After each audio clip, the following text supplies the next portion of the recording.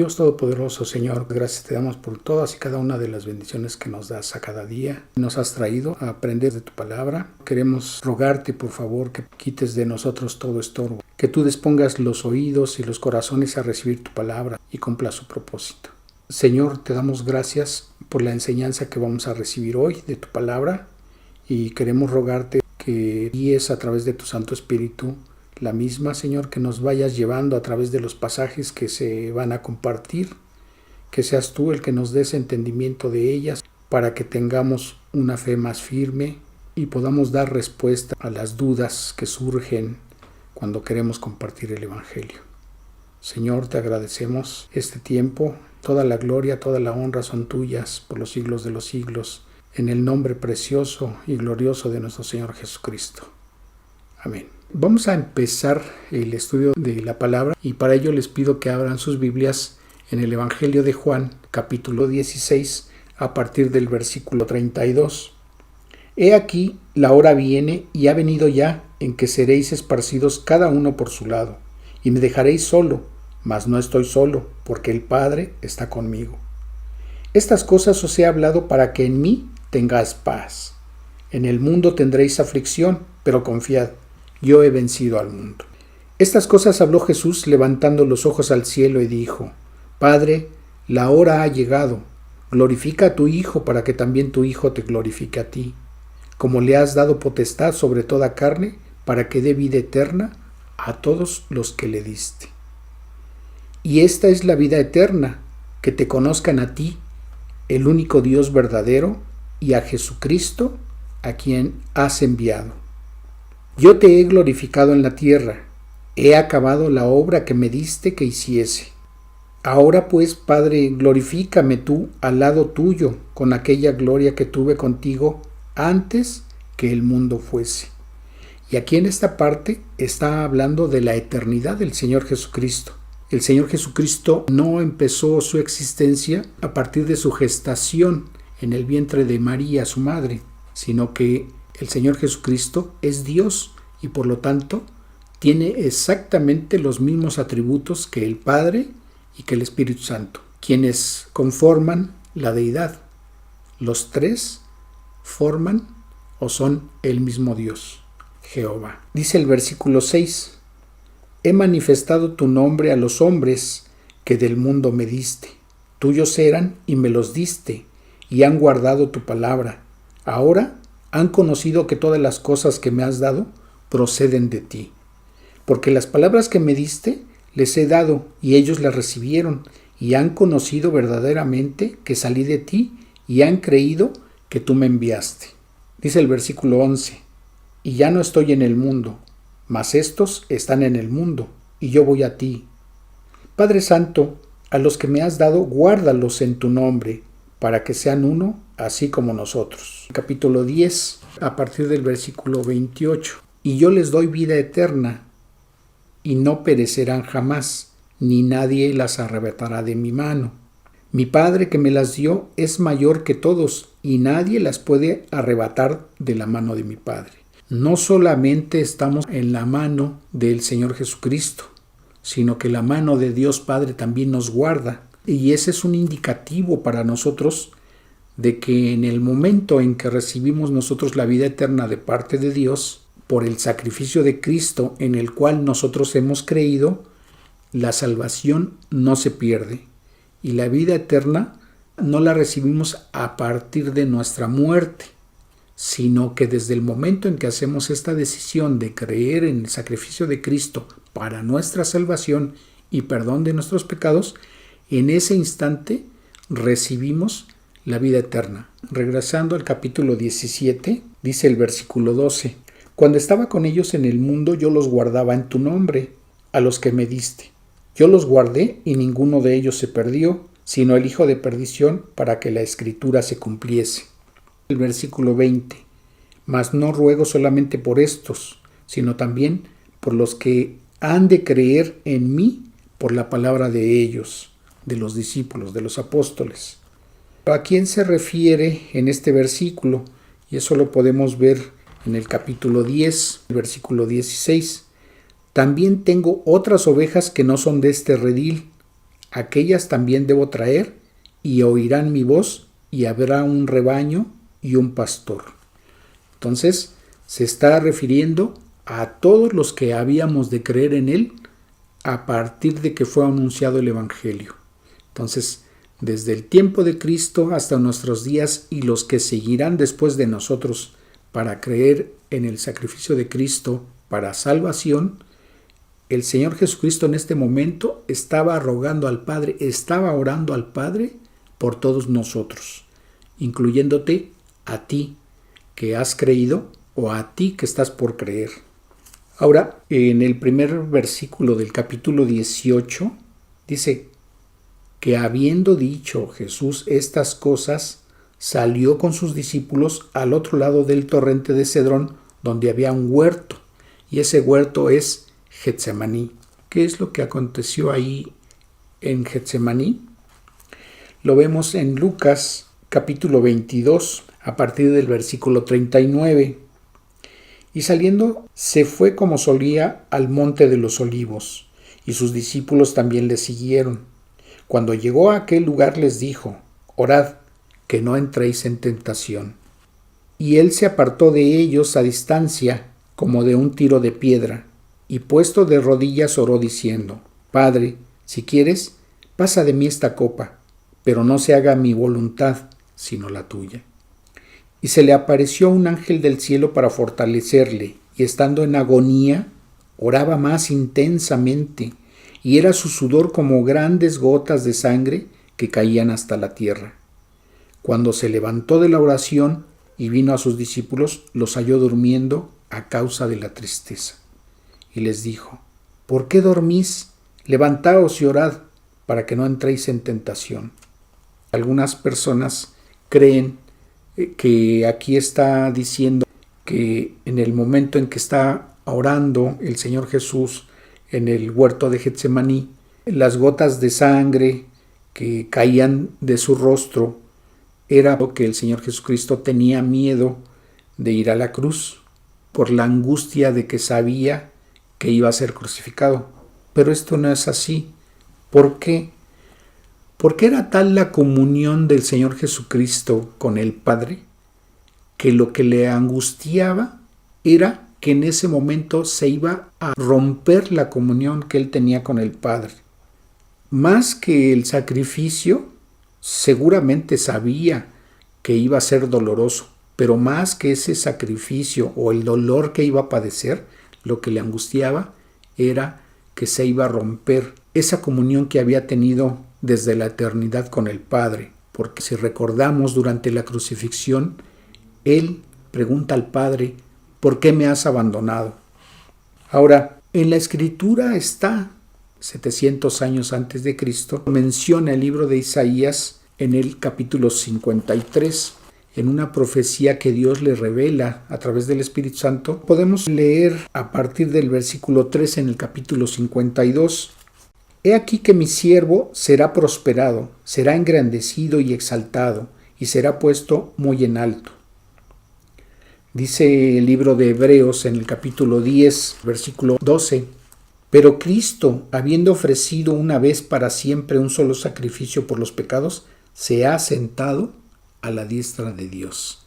De esa manera el Señor iba a ser exaltado. Pero veamos lo que acontece según la profecía escrita en Isaías.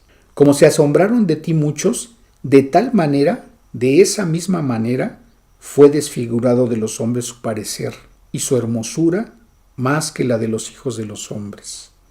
Lo que el Señor Jesucristo padeció durante su arresto, durante el tiempo previo a la crucifixión, fue que recibió de parte de los soldados romanos una golpiza tan brutal en el rostro, aparte de los latigazos que él recibió. Los golpes que él recibió en el rostro le dejaron desfigurado la cara, y la propia Escritura dice que le mesaban sus barbas, esto es, que le arrancaban las barbas, y eso le produjo una hinchazón tan grande al grado de que también sus ojos se cerraban por lo hinchado de su cara, pero también por los golpes tan brutales que le daban. Imaginamos que no solamente le pegaban con los puños, probablemente también lo patearon. ¿De qué manera quedó su rostro tan golpeado que perdió la forma humana, como lo dice aquí? De tal manera fue desfigurado de los hombres su parecer, y su hermosura más que la de los hijos de los hombres. Dice el versículo 15, también así asombrará él a muchas naciones. Los reyes cerrarán ante él la boca, porque verán lo que nunca les fue contado y entenderán lo que jamás habían oído.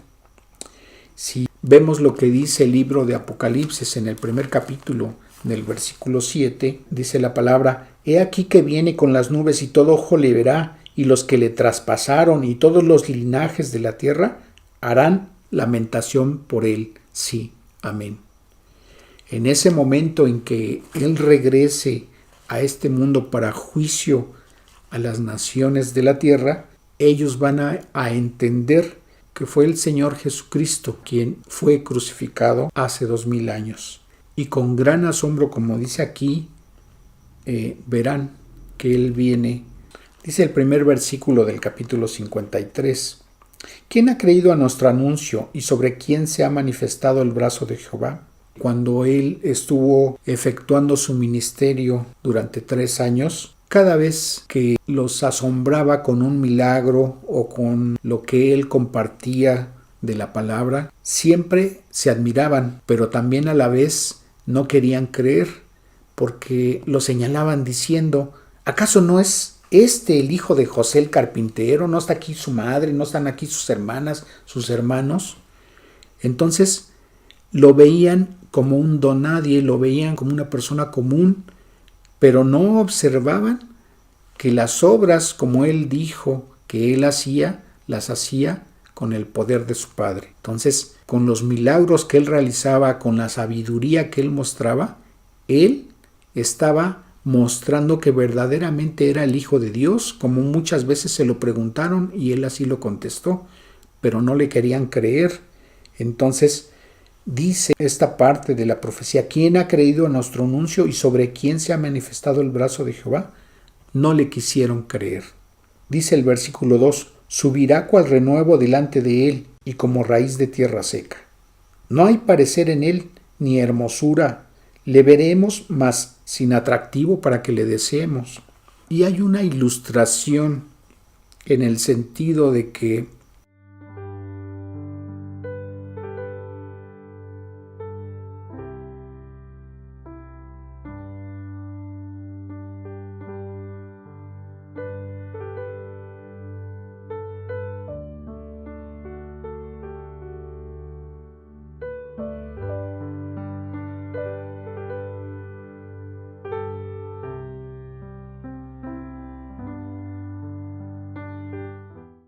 y no es casualidad de que él haya sido arrestado en Getsemaní, en el Monte de los Olivos.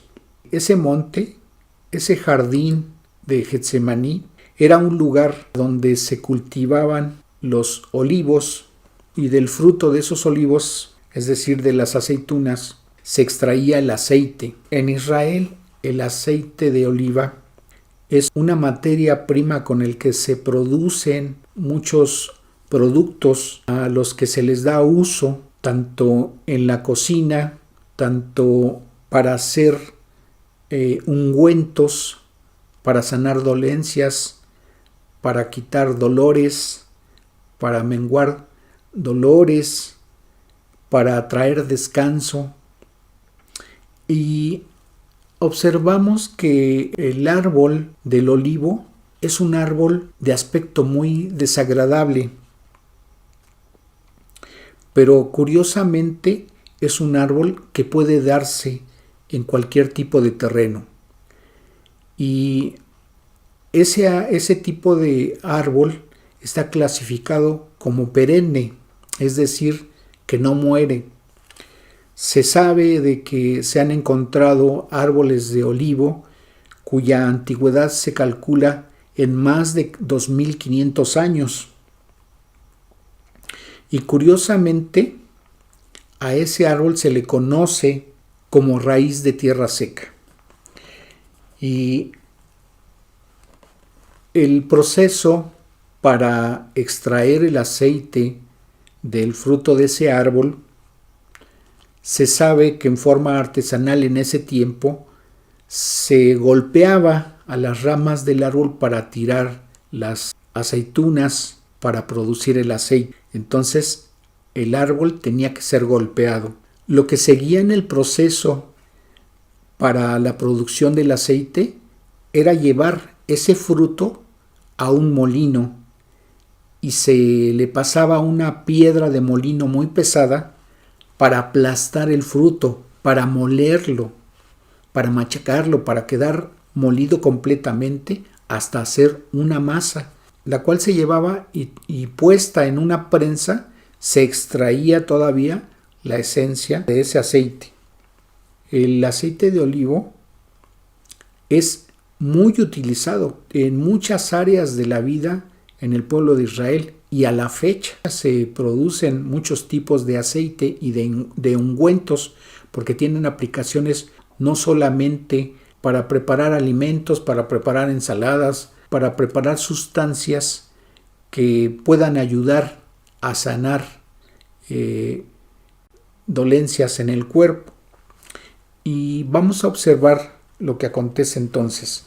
Ese árbol, para arrancar el fruto, era golpeado. Entonces acabamos de leer que de tal manera fue golpeado su rostro que perdió la forma humana. Y entonces en este versículo se le identifica a él con ese árbol, pues dice: subirá cual renuevo delante de él y como raíz de tierra seca. No hay parecer en él ni hermosura, así como ese árbol que no tiene nada de atractivo. Dice: le veremos más inatractivo para que le deseemos. Dice el versículo 3: despreciado y desechado entre los hombres, varón de dolores, experimentado en quebranto, y como que escondimos de él el rostro, fue menospreciado y no lo estimamos. ¿Qué es lo que está diciendo este versículo? Fue despreciado, es decir, no se le valoró, y desechado como algo que no es útil, como alguien que no tiene ningún valor. Dice que fue experimentado en quebranto. Él experimentó ese quebranto. Pero también dice que fue menospreciado y no lo estimamos. Ninguna estima se le tuvo. Eso es lo que está diciendo el profeta en un sentido a como lo va a entender el pueblo de Israel cuando el Señor Jesucristo regrese. Dice el versículo 4: ciertamente Él llevó nuestras enfermedades y sufrió nuestros dolores, y nosotros le tuvimos por azotado, por herido de Dios y abatido. Él llevó nuestras enfermedades y sufrió nuestros dolores. Es decir, tanto enfermedades como dolores han sido sanados en muchos como milagro que Él hace, porque Él cargó con esos dolores, Él cargó con esas enfermedades. Entonces, en ese sentido, como el aceite de olivo, el sufrimiento que Él padeció ha sido útil para sanar esas enfermedades y quitar esos dolores. Y cuando dice que nosotros le tuvimos por azotado, lo que está diciendo aquí es que muchos pensaron y creyeron que lo que estaba padeciendo era porque Dios lo estaba castigando a él por haber dicho, por haberse comparado con Dios, por haber dicho que Él era su Padre y por haber hecho entender a sus oyentes que Él tenía la misma naturaleza del Padre. Es decir, que Él compartía la deidad del Padre. Eso es lo que ellos pensaban, que ese castigo lo estaba recibiendo de parte de Dios por eso, por esa blasfemia que supuestamente ellos decían que Él estaba haciendo, pero sabemos que Él estaba diciendo la verdad.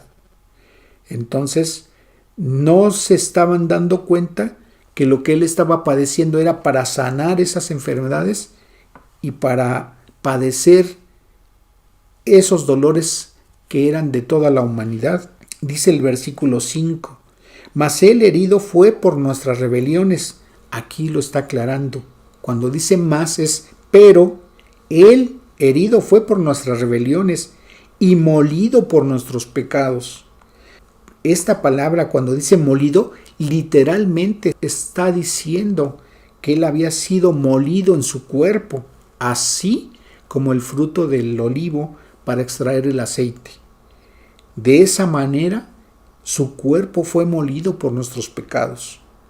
Los golpes que recibió desfiguraron no solamente su rostro, sino también la mayor parte de su cuerpo cuando fue golpeado con látigos que en las puntas tenían pedazos de metal, de hueso, que cada vez que él era golpeado en su espalda le arrancaban tirones de piel. Imagínense el dolor, el sufrimiento de estar padeciendo que en cada golpe no estaba solamente sintiendo el golpe, sino el desprendimiento de sus carnes. Ahora, como la propia escritura dice que también le pusieron un manto, imaginen la sangre que estaba saliendo de su cuerpo.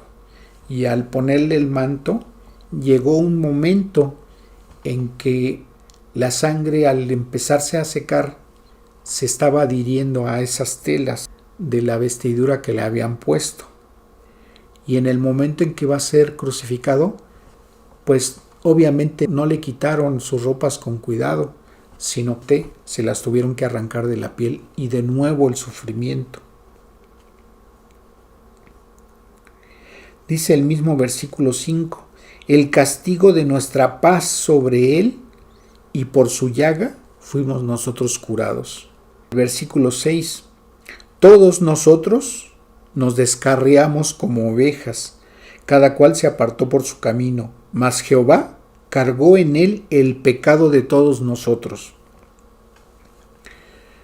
En ese momento en que está padeciendo todo ese sufrimiento, todos los pecados, los míos, los tuyos y de todo el mundo, desde el tiempo de Adán hasta nuestros días y los que van a existir después de nosotros, todos los pecados estaban siendo puestos en su cuerpo.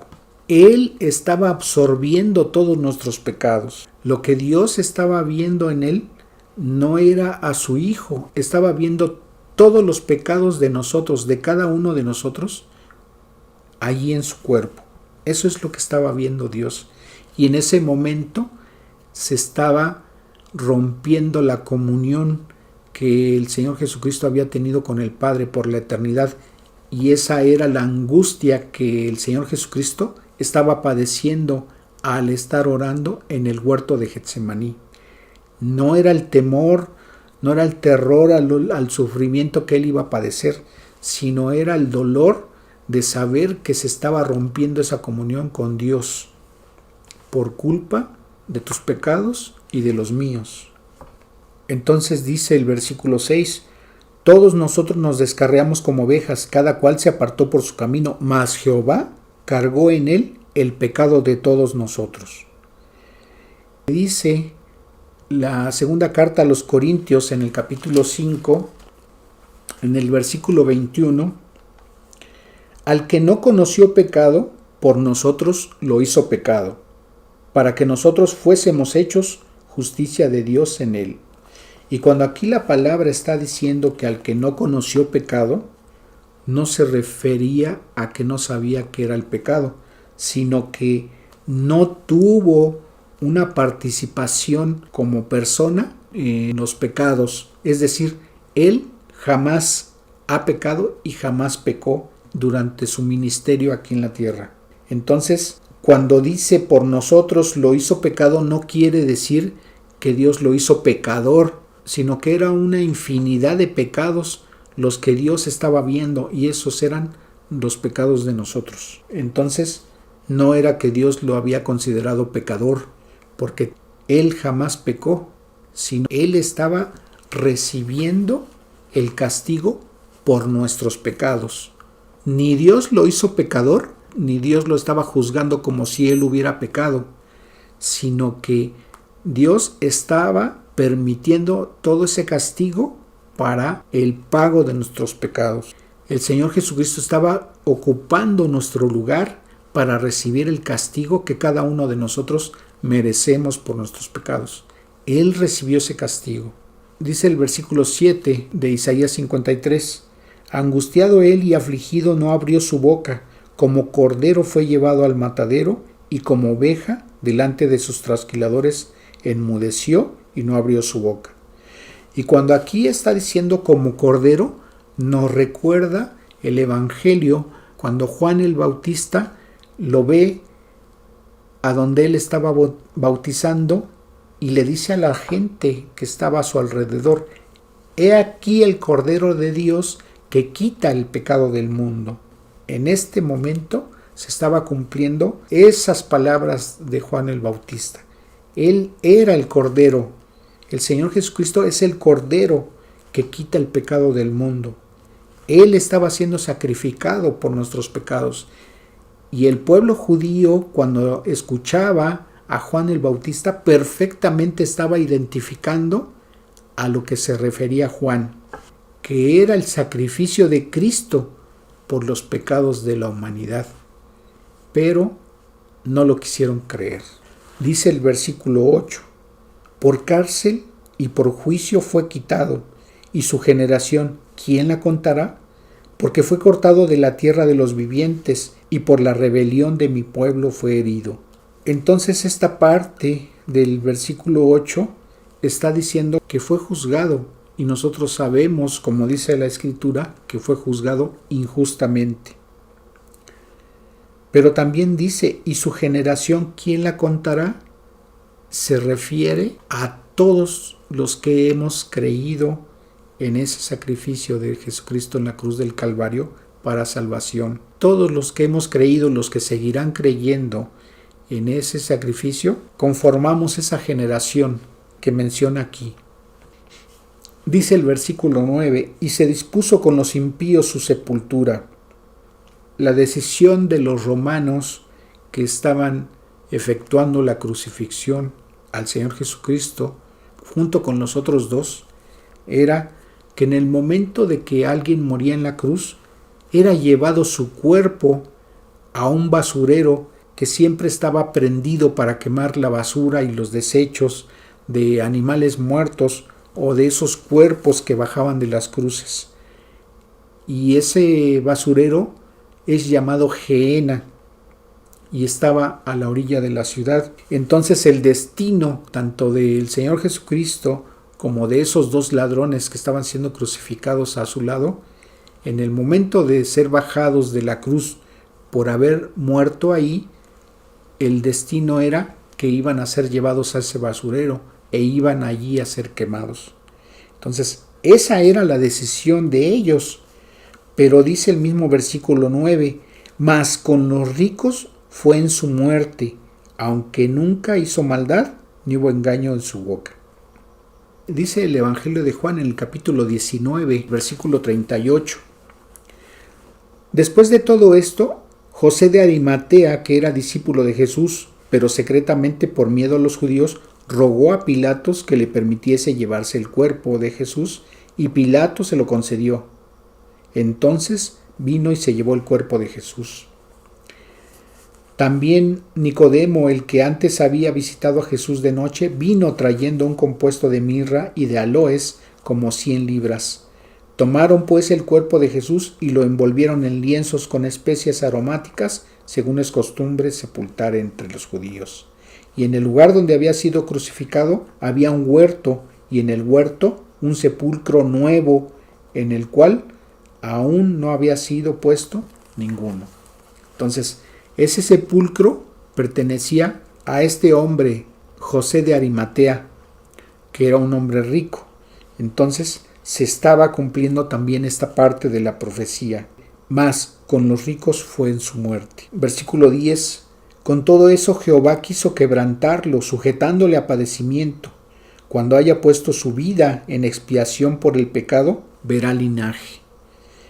Y una escena que nos dice el libro de Apocalipsis en el capítulo 7, a partir del versículo 9. Después de esto miré, y he aquí una gran multitud, la cual nadie podía contar, de todas las naciones y tribus y pueblos y lenguas que estaban delante del trono, y en la presencia del Cordero, vestidos de ropas blancas, y con palmas en las manos. Y clamaban a gran voz diciendo: la salvación pertenece a nuestro Dios, que está sentado en el trono, y al Cordero. Y todos los ángeles estaban en pie alrededor del trono, y de los ancianos y de los 4 seres vivientes, y se postraron sobre sus rostros del trono, y adoraron a Dios diciendo: Amén. La bendición y la gloria y la sabiduría y la acción de gracias y la honra y el poder y la fortaleza sean a nuestro Dios por los siglos de los siglos. Amén. Entonces, ese linaje que está hablando aquí es de todos los creyentes en Cristo. Y continúa diciendo el versículo: vivirá por largos días, y la voluntad de Jehová será en su mano prosperada. Verá el fruto de la aflicción de su alma y quedará satisfecho. ¿Qué es lo que movió al Señor Jesucristo a poner su vida de por medio? Es por la salvación de los que hemos estado creyendo en Él. Y dice: por su conocimiento justificará mi siervo justo a muchos, y llevará las iniquidades, es decir, los pecados de ellos. Entonces, recordando lo que dice el Evangelio de Juan en el capítulo 3, versículos 14 al 16, y como Moisés levantó la serpiente en el desierto, así fue necesario que el Señor Jesucristo fuera crucificado. Porque dice el versículo 15: para que todo aquel que en él cree no se pierda, mas tenga vida eterna. Pero el versículo 16 dice: porque de tal manera amó Dios al mundo, que ha dado a su Hijo unigénito, para que todo aquel que en él cree no se pierda, mas tenga vida eterna. Entonces, lo que está diciendo aquí, esta parte del pasaje, es que era necesario ese sacrificio del Señor Jesucristo para pagar por nuestros pecados. Y alguien pudiera decir: bueno, pues Dios podía haber decidido perdonar a todo el mundo y no tener que pasar ese sacrificio que tuvo que hacer el Señor Jesucristo en la cruz del Calvario. Pero esto no es así, porque Dios es juez justo y Él no pasa por alto el pecado. El pecado tiene que recibir un castigo, y toda la humanidad, ninguno de nosotros podría pagar ni por toda la eternidad el castigo necesario para cubrir nuestros pecados. Nadie, absolutamente nadie, puede pagar por sus pecados. Si alguien dijera: yo no acepto el sacrificio de Cristo, yo voy a pagar por mis pecados para ganarme la salvación, jamás saldrá esa persona del infierno. Seguirá recibiendo un castigo por la eternidad, porque esa es la repercusión de los pecados, con una consecuencia para la eternidad. Cualquier transgresión que constituye pecado delante de Dios, la consecuencia es sufrir un castigo por la eternidad. Nadie podría ser librado de otra manera de esa consecuencia del pecado. Nadie. Entonces, las proporciones son infinitas. Las proporciones de esas consecuencias por culpa de nuestros pecados son infinitas, y por eso merecen un castigo por la eternidad. Y por esa razón Dios tuvo que permitir que el Señor Jesucristo pusiera su vida de por medio para que pagara por nuestros pecados. Sin ese sacrificio, jamás nadie podría tener la salvación. Por esa razón dice Juan 14:6, que el Señor Jesucristo es el camino, y la verdad y la vida, y nadie puede ir al Padre si no es a través de Él. Y cuando está diciendo a través de Él, Él nos está diciendo que no hay otra forma, no hay otro medio de llegar a Dios, no hay otra manera de estar en su presencia cuando partimos de este mundo, sino es mediante creer que el sacrificio del Señor Jesucristo es suficiente y fue necesario para que nosotros pudiéramos tener la salvación.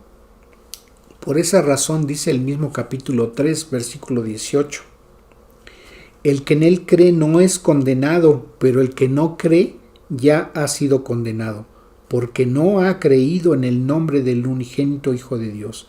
Y esta es la condenación, que la luz, o sea Jesucristo, vino al mundo y los hombres amaron más las tinieblas que la luz, porque sus obras eran malas. Porque todo aquel que hace lo malo aborrece la luz y no viene a la luz para que sus obras sean reprendidas. Mas el que practica la verdad viene a la luz para que sea manifiesto que sus obras son hechas en Dios. Y vuelve a decir el versículo 36: el que cree en el Hijo tiene la vida eterna, pero el que rehúsa a creer en el Hijo no verá la vida, sino que la ira de Dios está sobre él. Como ya lo he mencionado, judíos, mormones, testigos de Jehová, católicos y cristianos, tenemos la Biblia. Desafortunadamente, líderes religiosos enseñan cosas diferentes a lo que dice la Escritura. Y nosotros podemos comparar lo que dice la Biblia judía, la Biblia católica, la Biblia de los testigos, la Biblia de los mormones. Me estoy refiriendo a la Biblia, no a las demás literaturas que ellos creen o que ponen por encima de la Escritura. El mensaje es de salvación. El mensaje es que Cristo vino a pagar por nuestros pecados en la cruz del Calvario. Pero si no lo creen, no van a tener excusa, porque cuando estén delante de Dios en el juicio del gran trono blanco, no le podrán decir que ellos no sabían, porque las Biblias estaban en sus manos, pero quisieron creer más otras cosas. Y como ya lo he manifestado, no estoy diciendo que exactamente las Biblias digan lo mismo. Algunas han sido alteradas, pero aún con esas alteraciones que le han hecho a sus escrituras, y me refiero principalmente a la traducción que hacen los testigos de Jehová y algunas versiones católicas, el mensaje de salvación que Dios ha dejado en su palabra se puede extraer, se puede conocer, se puede saber, pero lo importante no es saber que está ahí, sino creerlo. Entonces, para ninguna persona va a haber excusa de decir no supe, porque si bien sus líderes religiosos les enseñan otra cosa, bien pudieron cotejarlo con la Escritura y bien pueden saber lo que Dios dice, porque la Biblia es el único libro que se le dice Sagradas Escrituras, es el único libro al que se le atribuye que es palabra de Dios. Entonces, no hay manera de excusarse. Toda persona que quiere tener una religión, que le hablen lo que quiere oír y no lo que dice la palabra de Dios, va a estar en ese juicio, y que está descrito en el capítulo 20 de Apocalipsis a partir del versículo 11. Ese juicio del gran trono blanco, donde dice que van a estar delante de Dios y van a ser abiertos los libros donde están escritos sus obras, y van a ser juzgados por esas obras, por esos pecados que cometieron. Y si en ese momento quisieran decirle a Dios: pero el Señor Jesucristo ya pagó por nuestros pecados, porque Él pagó por los pecados de todo el mundo, el Señor les dirá que fueron juzgados porque lo rechazaron a Él. Fueron juzgados por no haber creído en Él. Y como dice el versículo 36, el que cree en el Hijo tiene la vida eterna, pero el que rehúsa creer en el Hijo no verá la vida, sino que la ira de Dios está sobre él. Y como también dice el versículo 18 de Juan 3, el que cree en él no es condenado, pero el que no cree ya ha sido condenado. Entonces, ellos, los que van a ser juzgados serán condenados por haber rechazado el Evangelio, por no haber creído en la obra redentora del Señor Jesucristo. Por eso en este momento yo te digo, si Dios ha hablado a tu vida, cree en esa obra de Cristo. Y si no lo has hecho, pero Dios a través del Espíritu Santo te ha convencido de lo que dice su palabra y quieres entregarle tu vida a Cristo en este momento, yo te invito a que es el tiempo en que debes inclinar tu cabeza, cerrar tus ojos y decirle esto a Dios. Señor, he escuchado el Evangelio, he escuchado lo que el Señor Jesucristo hizo en esa cruz del Calvario. Él vino a padecer y a morir en la cruz porque en su cuerpo fueron puestos todos mis pecados. Él recibió el castigo que yo merecía y ahora entiendo y me arrepiento por mis pecados que he cometido. Señor, te ruego que me perdones, porque creo que mis pecados ya fueron pagados por el Señor Jesucristo. Y aunque murió en esa cruz del Calvario y fue sepultado, también tu palabra dice que Él resucitó al tercer día y ahora está sentado a tu diestra intercediendo por mí. Y yo agradezco. Señor, como he creído en ese sacrificio del Señor Jesucristo por mis pecados en la cruz del Calvario, y sé que mis pecados pueden ser perdonados porque toda su santa sangre fue derramada para limpiar mis pecados, te ruego que ese sacrificio me aplique. Y lo creo, y en este momento reconozco al Señor Jesucristo como mi único y suficiente Salvador, y abro mi corazón para que more en mí. Señor, quiero recibir tu Santo Espíritu y que more en mí para que haga de mí la persona que tú quieres que yo sea, que guíe mi vida en este mundo hasta que me llames a tu presencia. Y como he creído que mis pecados ahora han sido perdonados, sé que tú me has hecho un hijo tuyo, y yo te agradezco en el grandioso nombre de mi Señor Jesucristo. Amén. Si tú has creído estas palabras y han sido sinceras y Dios lo ha visto así, Dios en este momento te ha perdonado y hay gozo en el cielo por tu arrepentimiento y por haber creído en Él. Y te damos la bienvenida a la familia de Dios. Y para terminar vamos a agradecerle a Dios este tiempo. Dios Todopoderoso, Señor, te agradecemos la misericordia que han recibido hoy las personas que han hecho esta decisión, que han creído en tu palabra, que han creído en el Evangelio, en el sacrificio del Señor Jesucristo para pagar por nuestros pecados.